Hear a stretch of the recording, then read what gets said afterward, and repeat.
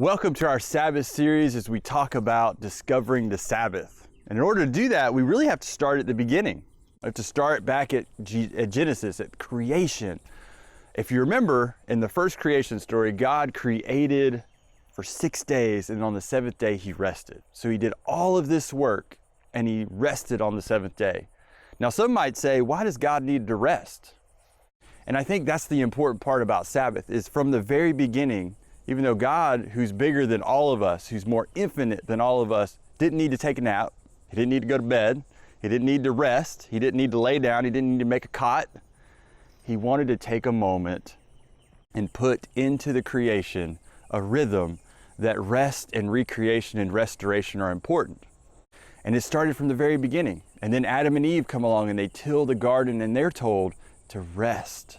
Even though they have dominion over all the animals, over everything that is, they're told to rest.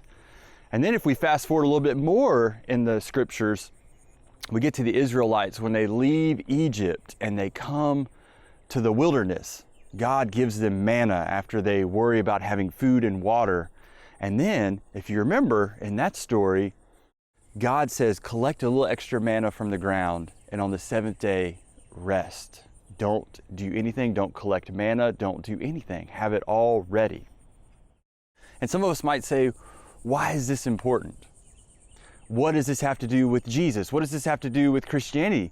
Well, let me tell you. The reason this is important to us is we are people of the New Testament. We are people of Jesus. In the earliest days of the church, the apostles, when they would go around to the different synagogues and home churches, preached on the Old Testament scriptures. They didn't have a New Testament Bible. They didn't have access to the same way we think of a Bible. But they knew their ancient Hebrew customs, and everything they preached about pointed to Jesus. So when they thought about the Sabbath, one of the great events they spoke to was the death, resurrection, and ascension of Jesus. Because Jesus died and then rested. He was in the tomb on the Sabbath. He was there on the Sabbath. He wasn't doing anything. God wasn't doing anything. We had to live, and we call that Holy Saturday in our liturgical life. He had to live in that moment. We had to live in that moment of wondering what was next. And it forced us, in a way, to rest, to just rest in that moment. And then, of course, the resurrection comes on the third day.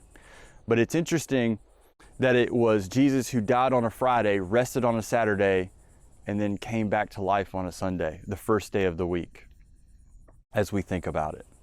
Now, what does all this have to do with us here at St. Francis? What does this have to do with us in our lives?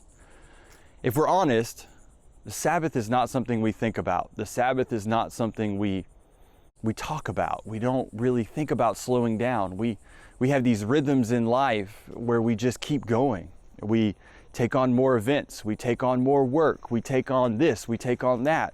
And in a way, we enslave ourselves to these cycles that provide no space for us to rest and recreate. Sure, we might take a vacation, we might settle down, but we don't ever just stop every week and rest. And if we do, it's usually to the detriment of our faith journey. Usually we're at the point when we rest during the week that we're too tired to even think about prayer or worship or God.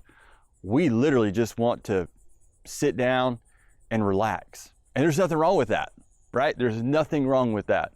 We know that rest and recreation are so important because it's what keeps us going. We sleep every night. At least some of us do. And I know some people have a hard time sleeping. But we need so much rest to even keep our daily life going. And God, from the very beginning, knew the importance of that. But more importantly, the Sabbath was not just about, it wasn't just about us taking a break. It was about us remembering whose we are and who we belong to. And to take time out of our life, intentional time as individuals, and probably most importantly as a community, to hold one another and to be focused on God and focused on our life together. Because that's what Sabbath is. Sabbath is a journey into the divine. It's a journey into God. It's not just something we do for fun. It's something we do because we're reminded of how much God loves us and we take time out of our life to rest in the God who tells us, take my yoke upon me and learn from me, because my burden is easy. That's the God we worship.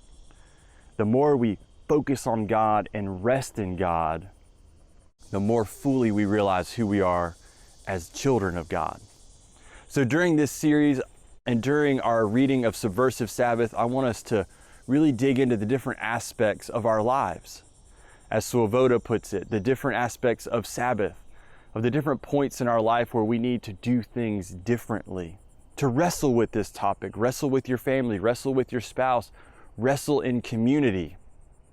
Because I think we're going to come out the other side with a deeper sense of whose we are and a better sense of who we are and what we're about here at St. Francis. Because if we don't rest and we don't find the Sabbath, it's going to be hard for us to live into the mission that God is calling us to here.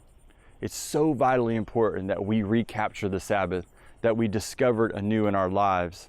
And this series is hopefully an opportunity for you to wrestle with it. And if you don't even read the book and all you do is watch these videos, that is perfect. Even if you don't watch these videos, if you'll take 6 weeks and break up the rhythm of your life and find rest and find recreation, find prayer, find worship, come to church invigorated to worship God, take Sunday and make it the day for you to be with God and your family and your friends, that's a win, because that's you breaking up the rhythm. And I know, and I want to address the elephant in the room, especially to our young families. I know that we have all sorts of activities our kids are involved in. I don't have the easy answers for that. But what I do think is important is that we teach our children what it means to say no, what it means to find a break, what it means to realize that we don't have to play everything and be involved in everything all the time to the detriment of our own upbringing.